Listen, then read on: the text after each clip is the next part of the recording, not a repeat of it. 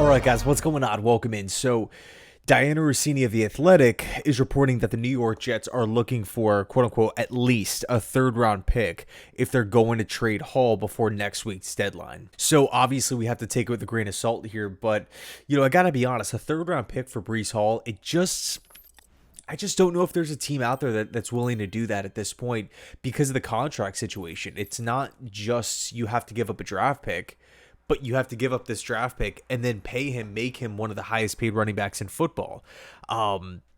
Whenever you're in a situation like that, typically in the National Football League, that player gets dealt for less, right? His price tag comes down because he's on an expiring deal. Now, there has been quite a few teams that have been linked to Breece Hall so far. I would say most notably the Kansas City Chiefs. The LA Chargers are another team that's up there. But again, a third round pick, man, that's just big time compensation. All things considered. Now, we've heard reporters say a fifth round pick. We've heard other reporters say a fourth round pick. So who knows how this whole thing is going to play out? Either Darren Muji is doing an excellent job building up Breece Hall's value and is going to trade him at the deadline, or they're just going to simply keep him. Now, this is where I stand on it, and we were talking about this in a previous video, but I really think it comes down to one simple question. Do the New York Jets want to build around Breece Hall? Do they want him back? I really think it's as simple as that. If the Jets want him back, then you don't trade him and you start talking contract extensions. Something like James Cook got, something like Kyron Williams, a 3-year contract, probably $10 to $12 million per season. I think that is totally fair for Breece Hall. I mean, there are a ton of different arguments that you can make for keeping Breece Hall. I don't really want to focus on the rest of this season too much because I don't think Darren Muji's making moves in a vacuum where he's so focused on this one season where the Jets are 1-7. But moving forward, assuming we're, potentially drafting a new quarterback up at the top of the 2026 draft class, having a guy in Breece Hall is going to be a really, really nice piece for that young quarterback to grow and develop with. And I think it's also safe to say that Breece Hall has shown that he's a capable player. Where Breece has struggled, it's always, to me at least, like a mental thing, like drops or a fumble.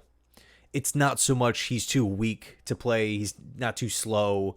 It's not like he's some sort of ineffective runner to the outside compared to the inside. He doesn't really have many flaws as a player, but you just kind of feel like when there's moments in a game where there's just mental lapses, right? An easy drop, where the ball just goes in and out of his hands, and that's really it. Almost like a concentration thing, or again, a fumble here or there. Specifically looking at last year. So, when you have a guy like that, it's just all about, hey, if you can get that contract extension signed, sealed, and delivered, if you can eliminate those mental errors, all of a sudden you have a really, really, really impressive piece. I mean, to be frank, Breece Hall is a really good player as we stand right now. Hence why losing him would definitely be a big blow to the offense. But again, I think for me, if you want to keep him, you start talking extensions and you get it done with. I don't want to see any sort of weird drama where the Jets hold on to him and they don't really know if they want him back for the long term. And there's this weird rumors and cryptic tweets. And all of a sudden, fast forward a couple months from now, January, February, March, we're in a Bryce Huff situation where we have a young, homegrown, productive player leave for nothing. And the Jets could have easily handled it better.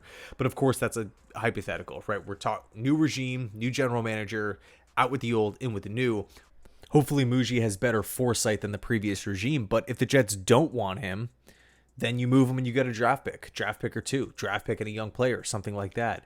I really don't think it makes sense to just let the deal play out and he hits the open market and the Jets get nothing in return. The whole compensatory draft pick, that's not a for sure guaranteed thing. It's not like we're going to be getting an extra 2 this season or something like that. It would probably be like a 2027 4th or 5th rounder, not this year's class, in the following class. So that to me is just not really a position that I would like to be in, if I'm the Jets. I'm either keeping Breece Hall and I'm extending him, making him a part of this football team for the foreseeable future. Or again, if the Jets don't feel like he's the right fit, or here's a pretty big curveball, does Breece want to be here? if Breece is maybe 1 foot in, 1 foot out, or he doesn't really want to be here for the long term, or he wants to go to like a win now football team like immediately, Kansas City, then okay, now all of a sudden the extension talks, that question becomes a little bit more confusing, because then I don't want the Jets to overpay, give him extra money to try to just convince him to re-sign. At that point, I think that would probably be a mistake. So, for me, again, if you want him, extend him. If you don't want him, trade him and move forward and just close the book and be done with it. So we'll see what happens. I mean, this has been an ongoing storyline. It feels like literally every day we're getting a new article regarding the Breece Hall trade rumors and whatnot. But anyway, thanks so much for watching. I appreciate you guys. And as always, go Jets.